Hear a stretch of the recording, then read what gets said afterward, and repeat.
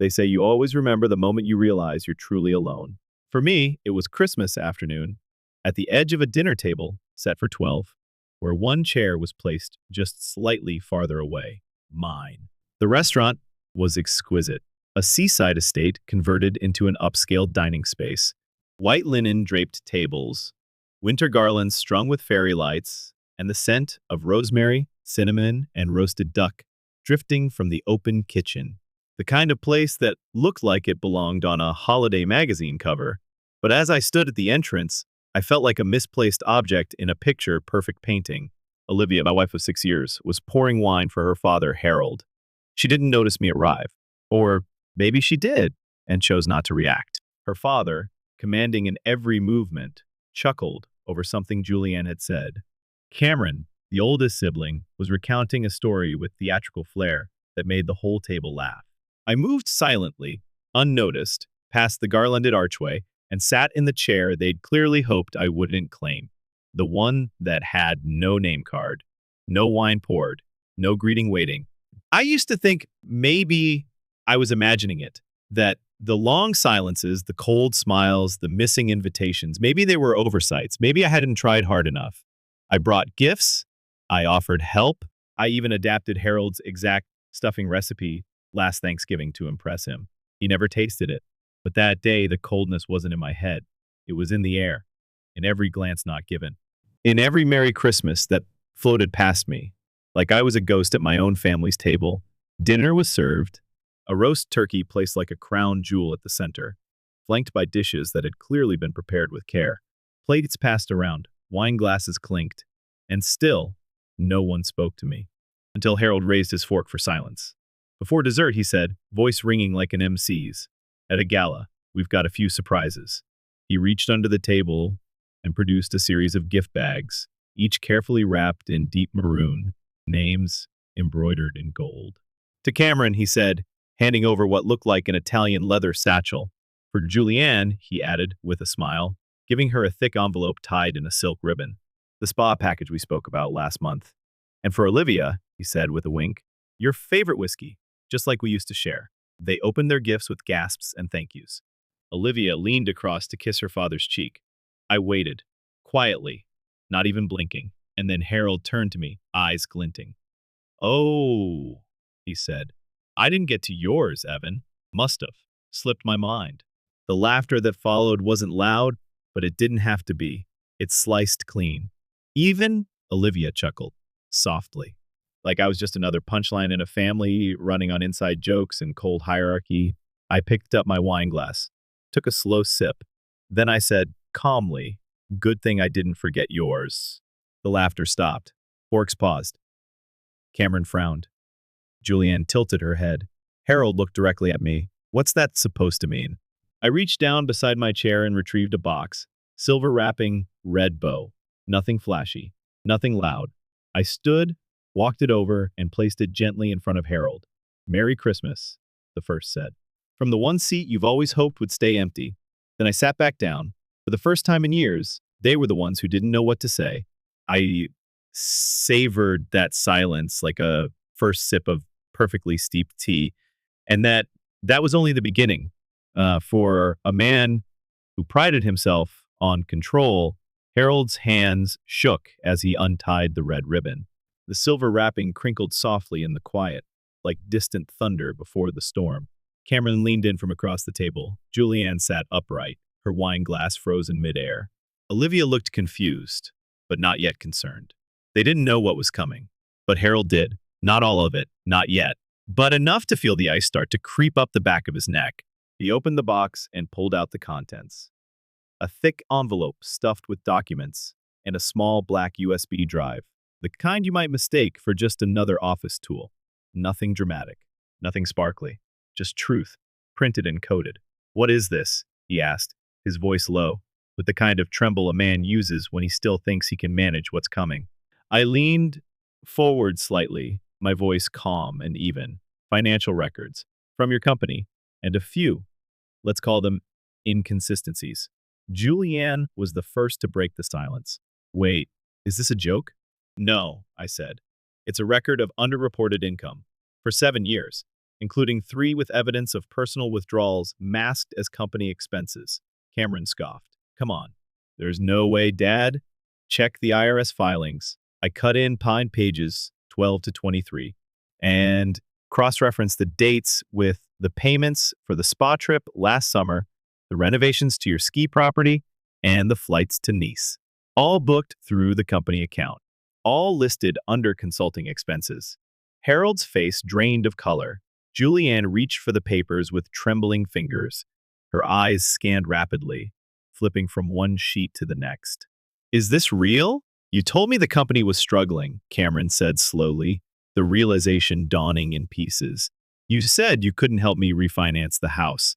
And you, Julianne added, her voice sharp with rising emotion, told me to borrow from friends when I needed surgery. You said everything was locked in retirement. You lied. Harold stood abruptly, knocking his chair backward. That's enough. This is slander. No, I replied. It's math. He turned to Olivia, hoping for rescue. Liv, you're just going to sit there? But Olivia, to her credit, didn't answer.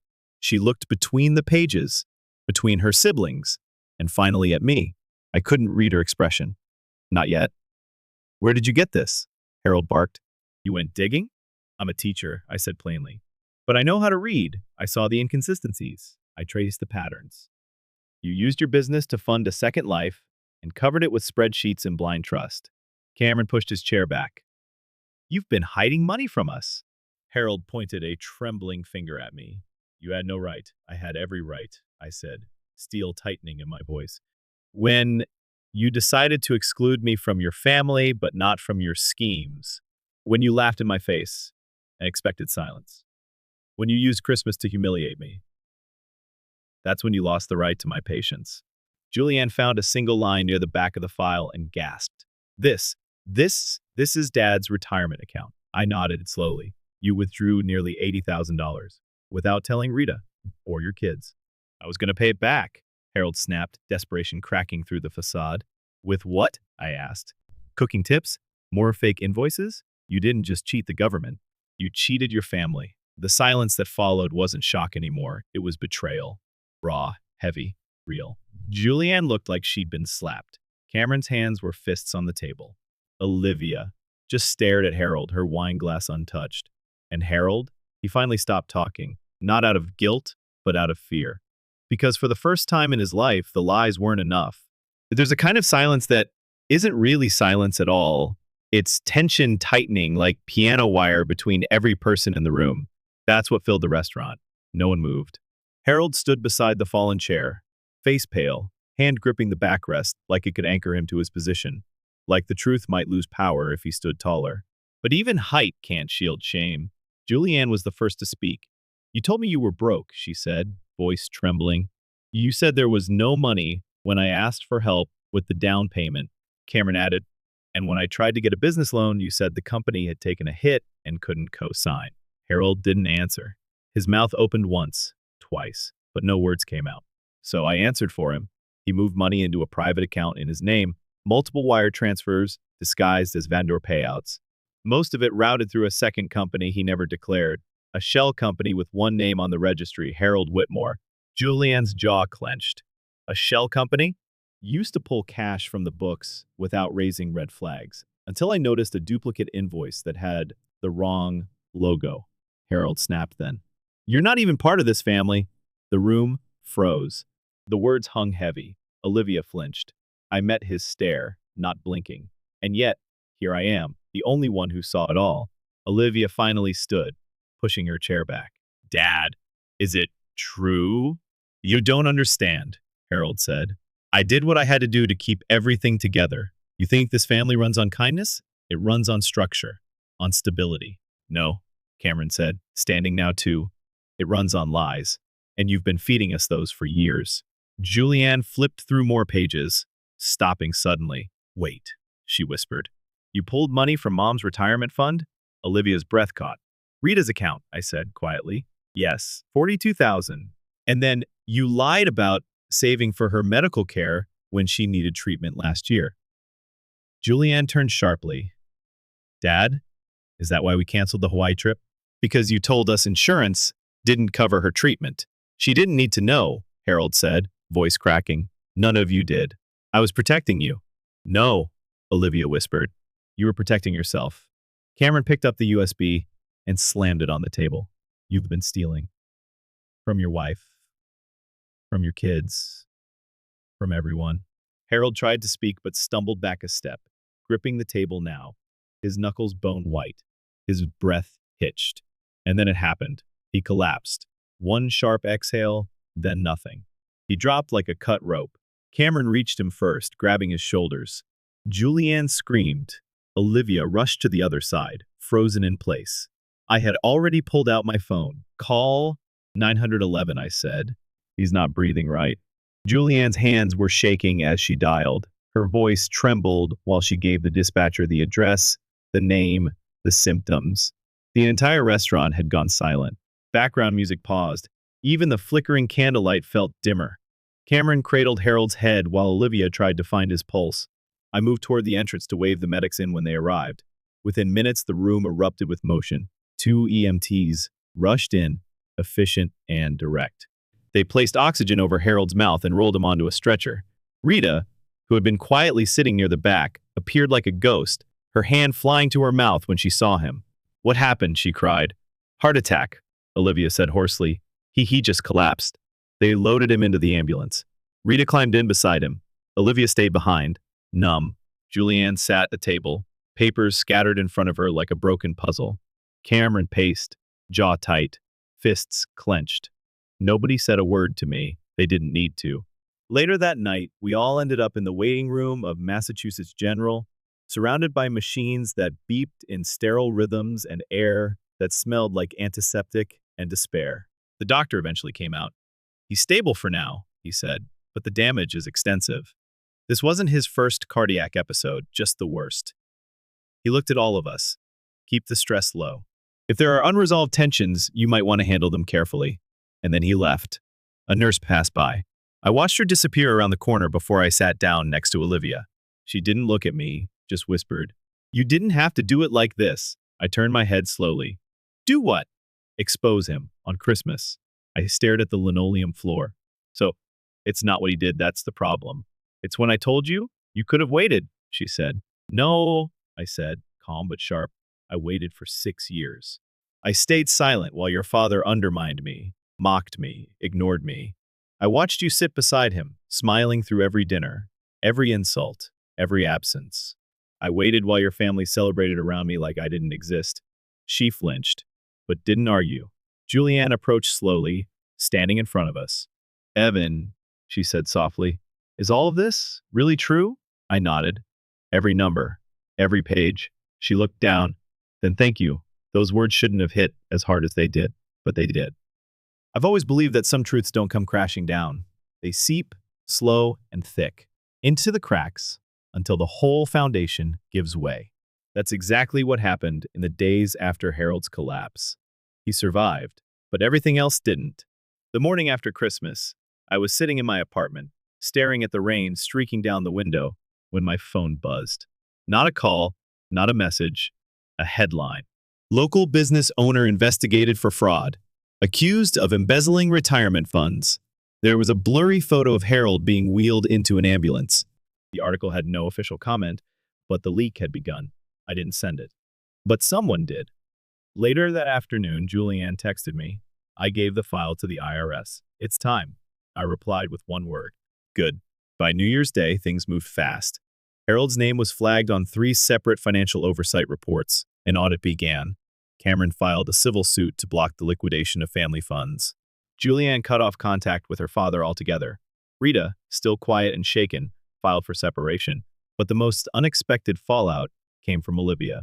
One night, she showed up at my door, soaked in rain, mascara streaked, eyes swollen. I didn't know, she said, her voice hoarse. Evan, I swear I didn't know the extent of it. I let her inside. Made tea. Said nothing. She curled up on my couch, still in her coat. He lied to all of us, even to me. I nodded. And still, I said, you asked me why I exposed him. She didn't answer. Instead, she stared at the mug in her hands. You were right. I kept protecting him because I thought that's what we were supposed to do. Stick together, no matter how broken it was. I sat across from her, arms crossed. I didn't want revenge, I said. I just wanted it to stop. I know, she whispered, and I'm sorry I didn't stand by you. We sat in silence, not peace, just silence. After a long moment, she stood. I'm moving out, she said. I need to. Fix some things. I nodded again. I hope you do. She didn't ask for anything else. She just left. The next week was quiet, but not still. I received an envelope by mail. Inside was a handwritten note from Rita, Harold's wife, the woman who once sat silently behind him. Evan, I don't know if I ever truly saw you, but I see you now. Thank you for saving what was left of our family. There was no return address. I folded the letter and slid it into a drawer beside the USB, a quiet trophy for a battle I never asked to fight. A few days later, the restaurant where the Christmas dinner had been held called me. Mr. Hart, we'd like to offer you a refund for the reservation, the manager said awkwardly, after the incident. I let out a half laugh. It wasn't your fault. Still, he said, I think everyone who was there that night will remember it for a long time. He was right. It had become a story. One of those whispered tales that starts with, did you hear about the guy who called out his father-in-law during Christmas dinner? But I didn't mind. Let them whisper. At least now, they knew the truth. I hadn't spoken to Harold since the hospital. Not until the morning I got a call from an unknown number. I answered without thinking. Evan, he said. His voice was gravel, weak, like all the weight he carried had finally settled into his throat. I'm not calling to argue, he added. I wanted to say I never thought it would end like this. You mean the family? I asked. He didn't answer. I tried to protect it, he finally said. No, I corrected. You tried to control it. And when people started thinking for themselves, you got scared. There was a long pause. Then, softly, was I really that bad? I stared out the window. You made me feel like I was invisible in a room full of people I tried to love. You lied to your wife, to your kids. You told stories to protect your pride. And when I finally stood up, you blamed me for tearing the family apart. Silence. Then fair. I didn't expect that. You don't have to forgive me, he said. I won't, I replied. But I don't hate you either. He let out something between a sigh and a cough. I hope you find peace, Evan. I already have, I said. And then I hung up. They say peace is quiet. But I've learned it isn't just about silence. It's about absence, the absence of performance, of pretending, of shrinking yourself to keep the air smooth for others. And for the first time in years, my life felt absent of all that. After Harold's call, things didn't return to normal. Because normal had been poisoned long ago. Olivia moved into a temporary apartment near downtown. Cameron resigned from the board of Harold's company and started consulting independently. Julianne enrolled in night classes to finally finish her degree. And me? I stayed in the house I once felt like a ghost inside, but it didn't feel haunted anymore. The photos of Olivia and I came down. The bookshelf I once avoided, filled with family albums I wasn't in, was now stocked with novels I'd always meant to read. Baldwin, Ishiguro, Wolfe. I repainted the kitchen, replaced the old table with one I built myself. It was imperfect, a little crooked at the legs, but mine. And that made all the difference. One rainy Saturday afternoon, I was browsing a bookstore in Beacon Hill when I ran into Julianne. She looked softer somehow, less guarded. She held a novel in one hand and a worn leather bag in the other. I was hoping I'd see you, she said. I raised an eyebrow. Really? She smiled, not the sarcastic kind she used to throw across dinner tables. A real one. I just wanted to say, thank you. Again, you didn't have to do what you did, but you did. I nodded. You deserve to know the truth. All of you did. She looked down at the book in her hand. I used to think Dad was invincible, she murmured, like he held the world up for us. But now I see. He was just afraid of letting it go. We all are, I said. She hugged me before she left. It was brief, honest. No agenda, the kind that didn't need words. Weeks passed. The headlines faded. The lawyers took over. Harold's company was dissolved, his assets frozen for review. Rita filed for divorce. Olivia sent a single envelope through her attorney, papers to finalize ours. No note. No goodbye. I signed them at my kitchen counter, with soft jazz playing in the background, banana bread cooling on the rack. It wasn't a sad moment, just a necessary one. Freedom doesn't always come with fireworks. Sometimes it comes as a pen gliding across paper on a rainy afternoon. The last thing I did before closing that chapter was write myself a letter. Not to read now, but to remind me later. I sealed it, dated it, 1 year from the day I left. Then I tucked it into a drawer beside the USB.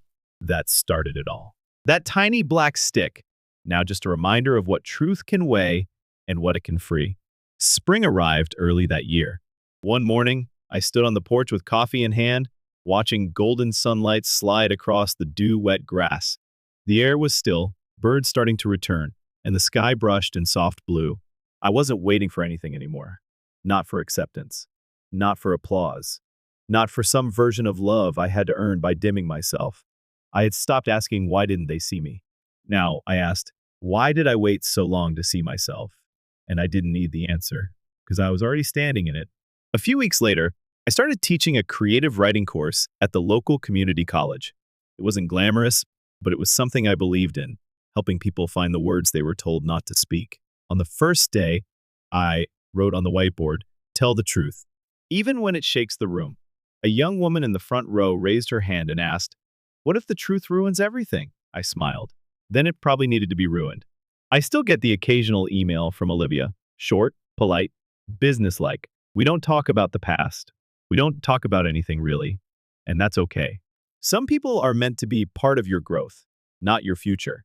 And as for Harold, the last I heard he'd moved into a condo alone, downsized, and surrounded himself with attorneys in silence. I didn't celebrate that. I didn't gloat, because I hadn't fought to bring him down. I had stood up to rise. I think about that Christmas dinner sometimes. How a chair with no name and a missing gift became the beginning of the end. Or maybe the beginning of something better. You don't always know when your life changes. Sometimes it starts with a room full of laughter that wasn't meant for you, and ends with a quiet morning where you finally breathe without guilt. I chose truth over comfort, integrity over tradition, and most importantly, I chose myself. Not for revenge, not for power, but because I was done shrinking to fit into someone else's illusion of family. That was the gift they never saw coming, and the one I finally gave myself. The end.